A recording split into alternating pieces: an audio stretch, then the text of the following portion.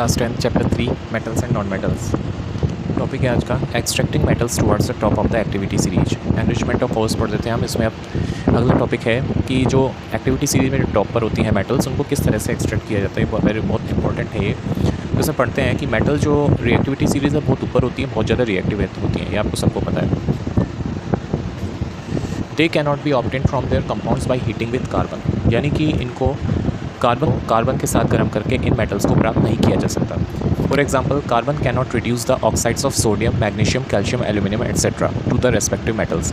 यानी कोई भी मेटल है और जैसे उसमें क्या है कि सोडियम के ऑक्साइड्स हैं, मैग्नीशियम, कैल्शियम, एल्यूमिनियम के ऑक्साइड्स हैं, तो उसको यदि हम कार्बन की सहायता से रिड्यूस करना चाहें तो ऐसा नहीं हो सकता। This is because these metals have more affinity for oxygen than carbon, क्योंकि ये जो मेटल्स होते हैं सोडियम, मैग्नीशियम, कैल्शियम, एल्यूमिनियम, ये कार्बन की तुलना में ऑक्सीजन से जुड़ना ज़्यादा पसंद करते हैं। एफिनिटी इनकी ऑक्सीजन के प्रति ज़्यादा होती है, तो जब हम कार्बन से रिएक्शन कराएंगे तो कार्बन रिड्यूस नहीं कर पाएगा, यानी इनमें से ऑक्सीजन नहीं निकल पाएगा। These metals are obtained by electrolytic reduction. तो इन मेटल्स को जिस मेथड से अलग किया जाता है वो है electrolytic reduction. For example, sodium, magnesium, calcium are obtained by the electrolysis of their molten chlorides. यानी कि जो धातुएँ हैं, मेटल्स हैं, सोडियम, मैग्नीशियम, कैल्शियम और ये जो ऑब्टेन की जाती हैं, ये इनके पिघले हुए जो क्लोराइड्स होते हैं, मोल्टन यानी पिघला हुआ, क्लोराइड यानी Cl, क्लोरीन जो जुड़ा होता है इनके साथ, तो इनके जो पिघले हुए क्लोराइड हैं उनका इलेक्ट्रोलाइसिस किया जाता है, उनसे प्राप्त किया जाता है। The metals are deposited at the cathode, यानी इनके लिए जो तरीका यूज़ होता है, इलेक्ट्रोलाइसिस का जो तरीका होता है उसमें एनोड कैथोड लगाए जाते हैं। उसमें कैथोड पर जो मेटल्स हैं वो जमा हो जाती हैं, जो कि नेगेटिवली चार्ज इलेक्ट्रोड है, जबकि क्लोरीन जो है वो एनोड पर निकलती है, जो कि पॉजिटिवली चार्ज इलेक्ट्रोड है। इसमें रिएक्शंस कुछ इस तरह से होती हैं। कैथोड पर सोडियम, उससे एक इलेक्ट्रॉन जुड़ता है, सोडियम बन जाता है, Na+ है, यहाँ पॉजिटिव आयन है, उस पर एक इलेक्ट्रॉन जुड़ता है और Na बन जाता है। एनोड पर क्या होता है, क्लोरीन है, उसमें से 2 इलेक्ट्रॉन निकलते हैं, Cl- यहाँ पर है, ये एनायन है, इसमें से 2 इलेक्ट्रॉन निकल जाते हैं, ये Cl यानी क्लोरीन बन जाता है, Cl2 यहाँ लिखा हुआ है। इसी तरह से एल्यूमिनियम भी इलेक्ट्रोलाइटिक रिडक्शन के द्वारा, जो एल्यूमिनियम ऑक्साइड है उसका इलेक्ट्रोलाइटिक रिडक्शन किया जाता है, उससे प्राप्त किया जाता है।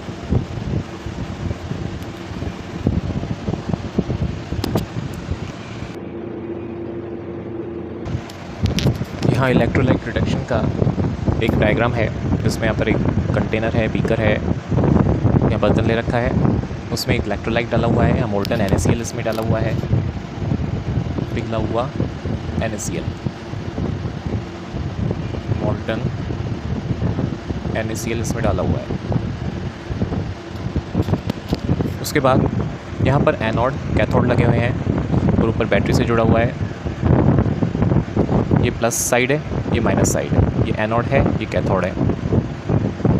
अब जब इसमें इलेक्ट्रिसिटी फ्लो होती है तो कैथोड पर जो रिएक्शन होती है सोडियम की, वो यहाँ लिखी हुई है और जो बुक में भी लिखी हुई है NCERT की। Na+ जो होता है, पॉजिटिव आयन जो होता है, Na का जो एनायन होता है सोडियम का, उसमें एक इलेक्ट्रॉन जुड़ता है और सोडियम बनता है। और इधर क्या होता है, इसकी रिएक्शन है, एनोड पर ये रिएक्शन होती है, तो Cl- एरो है, यहाँ पर क्लोरीन जो है वो क्लोरीन आयन जो माइनस का आयन है वो अपने 2 इलेक्ट्रॉन जो उसने ले रखे वो उसको रिलीज़ कर देता है, 2 इलेक्ट्रॉन्स निकल जाते हैं, यहाँ Cl2 बन जाता है। ये होता है एनोड पर, यहाँ पर होता है। इससे पहले जो रिएक्शन थी वो कैथोड पर हुई थी सोडियम की, और क्लोरीन पर ये रिएक्शन होती है, क्लोरीन गैस यहाँ आ जाती है और यहाँ Na, सोडियम, इधर माइनस का है रोड, यानी कैथोड है नेगेटिवली वाला, यहाँ पर सोडियम आ जाती है, डिपॉजिट हो जाती है, और यहाँ पर क्लोरीन आ जाती है। रिफाइनिंग ऑफ मेटल्स, यानी मेटल्स की रिफाइनिंग कैसे की जाती है। Metals produce by various reduction process, अलग अलग मेटल जो प्रोड्यूस की जाती हैं अलग अलग रिडक्शन प्रोसेस से, उन्हें डिस्क्राइब किया गया है ऊपर कि वो पूरी तरह से प्योर नहीं होती। ठीक है, अभी तक जो मेटल्स मिली है हमें वो पूरी तरह से प्योर नहीं होती, उनमें थोड़ी बहुत इम्प्योरिटीज़ यानी गंदगी पाई जाती है, जिसे निकालना, प्योर मेटल प्राप्त करने के लिए जिसे निकालना बहुत ज़रूरी है। तो इसके लिए जो हम मेथड यूज़ करते हैं इम्प्योर मेटल को रिफ़ाइन करने के लिए, वो है इलेक्ट्रोलाइटिक रिफ़ाइनिंग। इलेक्ट्रोलाइटिक रिफ़ाइनिंग कैसे होती है, इससे बहुत सारे मेटल जैसे कि कॉपर, जिंक, टिन, निकल, सिल्वर, गोल्ड, इन सबको इलेक्ट्रोलाइटिकली यानी बिजली की सहायता से, इलेक्ट्रिसिटी की सहायता से इनको रिफाइन किया जाता है। इस प्रोसेस में impure metal is made the anode and thin strip of pure metal is made the cathode, यानी कि जो अशुद्ध धातु होती है जिसे हमें शुद्ध करना है उसे एनोड बनाया जाता है, एनोड पे लगाया जाता है, और जो पतली स्ट्रिप होती है प्योर मेटल की, यानी जिस आप धातु को शुद्ध कर रहे हो उसकी बिल्कुल प्योर मेटल उसे कैथोड के रूप में लिया जाता है। जैसे कि कॉपर है, कॉपर हमें प्राप्त करना है तो उसमें जो इम्प्योर मेटल होगा कॉपर का उसे एनोड बना देंगे, जो प्योर मेटल होगा कॉपर का उसे कैथोड बना देंगे। यहाँ पर एक डायग्राम भी बन रहा है इधर फिगर 3.12। यहाँ पर ये कैथोड है, कैथोड तो हमने प्योर कॉपर लिया है और यहाँ पर इम्प्योर कॉपर लिया है एनोड के रूप में। आगे पढ़ते हैं, ये solution of the metal salt is used as electrolyte, यानी कि कॉपर का यदि आप प्योरीफिकेशन कर रहे हैं तो यहाँ पर इलेक्ट्रोलाइट जो आप लेंगे, जो लिक्विड डाला जाता है इसमें लिक्विड डाला जाता है, इलेक्ट्रोलाइट होता है वो कॉपर का सॉल्ट ही आपको लेना है। जैसे यहाँ पर हमने ले लिया कॉपर सल्फेट सॉल्यूशन ले लिया। तो एपरेटस जो होता है इस प्रकार से जो अभी आपको दिखाया था सेट करना होता है, फिर उसमें करंट पास करते हैं। यहाँ पर है ऊपर की है, बैटरी है, उससे जोड़ रखा है, ये प्लस का निशान है, माइनस का निशान है, यहाँ प्लस से जुड़ा हुआ है एनोड, यहाँ माइनस से जुड़ा हुआ है ये कैथोड है। तो यहाँ पर जब करंट पास किया जाता है तो प्योर मेटल जो होता है वो anode from the anode dissolve into the electrolyte, यानी प्योर मेटल एनोड से निकल के आ रहा है कॉपर Cu2+ यहाँ लिखा हुआ है, आयनाइज्ड रूप में निकल रहा है, ये इलेक्ट्रोलाइट में आ जाता है और यहाँ से उतना ही कॉपर यहाँ पर जाकर डिपॉजिट हो जाता है, उतनी मात्रा में equivalent amount of pure metal इस इलेक्ट्रोलाइट से कैथोड पर जाके डिपॉजिट हो जाता है। सॉल्यूट इम्प्योरिटीज़ जो होती हैं, सॉल्युबल इम्प्योरिटीज़ जो होती हैं उस सॉल्यूशन में क्या चली जाती हैं, यहाँ पर चली जाती हैं, और इनसॉल्युबल होती हैं वो इस एनोड के नीचे जमा हो जाती हैं, जिसे हम एनोड मट कहते हैं। Corrosion, you have learn the following corrosion in chapter 1। आपने कोरोजन पढ़ा था, चैप्टर 1 में टॉपिक था, उसमें हमने देखा था कुछ एग्जांपल्स हैं कि सिल्वर के जो आर्टिकल्स होते हैं काले पड़ जाते हैं कुछ समय बाद यदि उन्हें हवा में खुला छोड़ दिया जाए, क्योंकि हवा में जो सल्फ़र होता है वो सिल्वर के साथ रिएक्शन करके सिल्वर सल्फाइड बना देता है, जिससे कि सिल्वर की परत हमको काली दिखाई देती है, यानी ब्लैक कलर का बन जाता है, तो हमको वो सिल्वर काला पड़ता हुआ दिखाई देता है। एक कोटिंग चढ़ जाती है सिल्वर सल्फाइड। उसके बाद सेकंड है कि कॉपर नम कार्बन डाइऑक्साइड से हवा में रिएक्शन कर जाता है, तो धीरे धीरे उसकी जो चमकदार पूरी सरफेस होती है उस पर हरे रंग की एक कोट पड़ जाती है, एक परत जम जाती है, इस बेसिक कॉपर कार्बोनेट कहलाता है। अब उसी तरह से जंग लगना, सबको पता है रस्ट क्या होती है कि आयरन को जो हम मॉइस्ट एयर में रख देते हैं लंबे समय के लिए तो उस पर एक ब्राउन कलर की सब्सटेंस चढ़ जाती है जिसे रस्ट कहते हैं। तो इन सभी कंडीशंस में आपने जो देखा है मेटल का क्या हो रहा है, कोरोजन हो रहा है, मेटल ख़राब हो रहा है। तो अब यहाँ पर एक एक्टिविटी दे रखी है 3.14। इस एक्टिविटी में क्या दे रखा है कि यहाँ पर आपको 3 टेस्ट ट्यूब्स लेनी है, A, B एंड C। तीनों में देखो क्या है, इसमें भी आयरन नेल्स हैं, इसमें आयरन नेल्स हैं, तीनों में आयरन नेल्स हैं। इसमें पानी डाल दिया, इसमें भी पानी डाल दिया, इसमें पानी नहीं डाला है C वाली में। इसमें तीनों को आपको बंद करना है ऊपर से। उससे पहले क्या करोगे, इसमें कील डाली, पानी डाला और ऊपर से बंद कर दिया। B में क्या करना है, कीलें डाली, आयरन नेल्स डालें, वाटर डाला और उसके ऊपर ऑयल की लेयर यानी तेल डाल दिया, तो यहाँ पर ऑयल आ गया। ठीक है, ऊपर एयर है, यहाँ भी एयर है, यहाँ भी एयर है। अब यहाँ देखिए क्या किया है कि C टेस्ट ट्यूब में हमने आयरन नेल्स ले ली है, यहाँ पर एनहाइड्रस कैल्शियम क्लोराइड लिया है जो कि मॉइस्ट एयर को, यदि मॉइस्चर वगैरह होता है तो उसे बिल्कुल सुखा देता है, जिससे एयर ड्राई हो जाती है। तो इसमें ड्राई एयर रहेगी, हमेशा सूखी हवा रहेगी बिल्कुल। ठीक है, तो क्या होता है, इसको भी हमने कवर कर दिया, तीनों को कवर कर दिया। अब क्या होता है, आप देखेंगे यहाँ पर इसमें क्या लग जाएगी, जंग लग जाएगी, रस्ट लग जाएगी, क्योंकि हवा भी है और पानी भी है, नमी है यहाँ पर और जंग लग गई, इसमें रस्ट हो गया। उसके बाद B में क्या हो गया, इस पर जंग नहीं लगी। क्यों नहीं लगी, क्योंकि यहाँ पानी तो है लेकिन हवा से इसका कांटेक्ट नहीं हो पा रहा है, तो इस कील पर जंग नहीं लगी। जंग लगने के जो कंडीशंस होती हैं रस्टिंग के लिए वो होती हैं मॉइस्ट एयर में, यानी आपको नमी भी होनी चाहिए, वाटर भी होना चाहिए और ऑक्सीजन भी होनी चाहिए। C में रस्ट नहीं लगा है क्योंकि यहाँ एयर ड्राई है, बिल्कुल सूखी है, यहाँ नमी नहीं है, तो इसमें यहाँ रस्ट नहीं लगा है।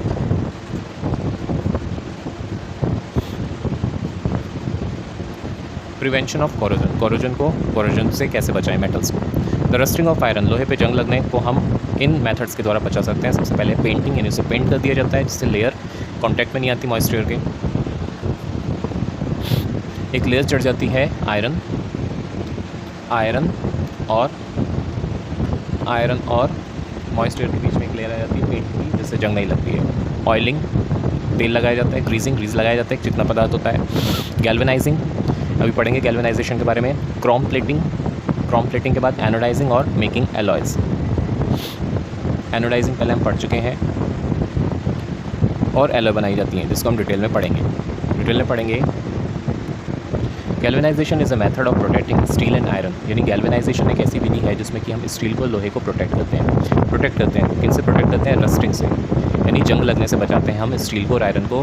किस तरह से बचाते हैं? By coating them with thin layer of zinc. इस पर जिंक की एक पतली परत चढ़ा दी जाती है। जैसे लोहा है, लोहे को आपको जंग लगने से बचाना है तो उस पर आप जिंक की एक बिल्कुल बारीक थिन लेयर चढ़ा दोगे, पतली परत चढ़ा दोगे, जिससे जिंक हवा के आयरन हवा के कॉन्टैक्ट में नहीं आएगा, मॉइस्चर तो जंग नहीं लगेगी। The galvanised article is protected against rusting. Galvanised article को रस्टिंग के अगेंस्ट प्रोटेक्ट किया जाता है। यदि जिंक की कोटिंग टूट जाती है तो भी ये बिल्कुल प्रोटेक्टेड रहता है। Can you reason this out? क्या आप इसको बता सकते हैं? क्या आप इसका कारण बता सकते हैं?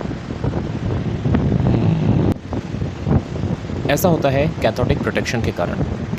जिंक जो होती है ज़्यादा एक्टिव होती है देन आयरन, तो जब भी ऑक्सीडेशन होगा तो जिंक पहले ऑक्सीडाइज होगी आयरन की तुलना में, और ये परत जब टूट भी जाती है तो भी जिंक पहले ऑक्सीडाइज होता है, यानी आयरन की तुलना में जिंक अपने आप को सेक्रीफाइस कर देता है, वो खुद ऑक्सीडाइज होता है जिंक की कोटिंग टूटने पर भी। और जब ये होता है तो इसमें जिंक पर्याप्त मात्रा में होनी चाहिए, तब तक स्टील या आयरन बिल्कुल भी ख़राब नहीं होंगे। इसमें आगे है एलॉइंग। मिश्र धातु। एलॉइंग एक बहुत अच्छा तरीका है मेटल की प्रॉपर्टीज़ को इम्प्रूव करने का, सुधारने का। इसमें हमको मनपसंद प्रॉपर्टीज़ मिल जाती हैं जो भी हमें चाहिए। एग्जांपल के लिए लोहा है, बहुत ज़्यादा यूज़ होने वाला एक मेटल है। ये कभी भी शुद्ध अवस्था में यूज़ नहीं किया जाता क्योंकि प्योर आयरन बहुत सॉफ्ट होता है और आसानी से स्ट्रेच हो जाता है जब गर्म किया जाता है इसको। लेकिन जब इसमें थोड़ी सी मात्रा में कार्बन मिला देते हैं, लगभग 0.05%, तो ये हार्ड और स्ट्रॉन्ग हो जाता है।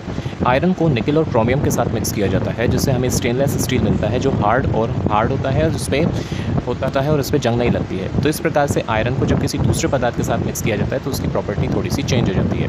इनफैक्ट प्रॉपर्टी जो किसी भी मेटल की होती है वो चेंज हो जाती है यदि उसमें कोई दूसरा पदार्थ हम ऐड करते हैं।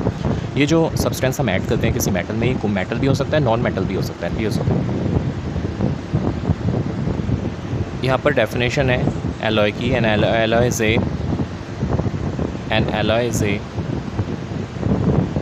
Is a homogeneous mixture. ये एलॉय एक होमोजेनस समांगी मिश्रण होता है, जो मिश्र धातु होता है, समांगी मिश्रण होता है, होमोजेनस मिक्सचर होता है। क्लास 9 में आपने पढ़ा था, जिसमें कि 2 या 2 से ज़्यादा मेटल्स मिलाई जाती हैं। एक मेटल हो सकता है, एक नॉन मेटल भी हो सकता है इसमें। It is prepared by first melting the primary metal, यानी कि सबसे पहले इसमें जो प्राइमरी मेन जो मेटल है, जैसे लोहा है, हमको स्टील बनाना है, लोहा से प्राइमरी मेटल होता है। तो प्राइमरी मेटल जो होता है उसमें सबसे पहले उसको मेल्ट किया जाता है, पिघलाया जाता है, और फिर उसके बाद जो दूसरे एलिमेंट्स होते हैं एक निश्चित मात्रा में उसमें डिज़ोल्व करके मिला दिए जाते हैं। उसके बाद उसको ठंडा किया जाता है रूम टेम्परेचर पे, जिससे वो एलॉय यानी मिश्र धातु बन जाती है। यहाँ पर दे रखा है कि जो प्योर गोल्ड होता है, प्योर गोल्ड जो कि 24 कैरेट गोल्ड होता है, 24 कैरेट गोल्ड, वो सॉफ्ट होता है। इस प्रकार से वो ज्वेलरी बनाने के लिए सूटेबल नहीं है।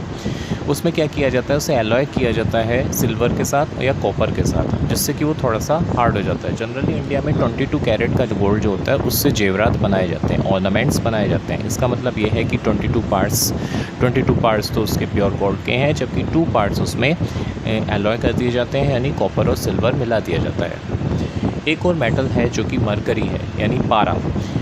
तो एलॉय जो भी मरकरी की जो एलॉय होती हैं उसे हम अमलगम कहते हैं। इलेक्ट्रिकल कंडक्टिविटी और मेल्टिंग पॉइंट एलॉय का कम होता है प्योर मेटल की तुलना में।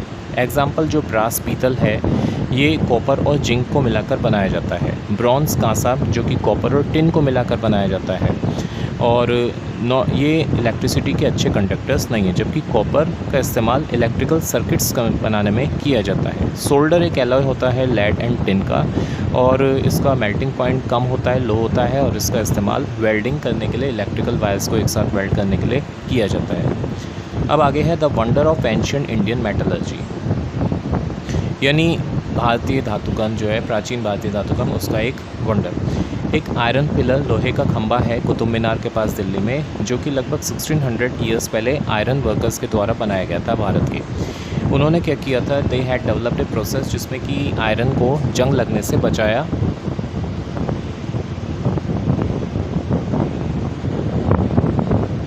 जंग लगने से बचाया गया था। इसकी क्वालिटी रस्ट रेजिस्टेंस है, इसमें जंग नहीं लगता है। आज भी वैज्ञानिक पूरे संसार के इसको एग्जामिन कर रहे हैं कि इसमें जंग क्यों नहीं लगता है। ये आयरन पिलर लौह स्तंभ 8 मीटर ऊंचा है और इसका टन 6000 किलोग्राम यानी 6 टन्स।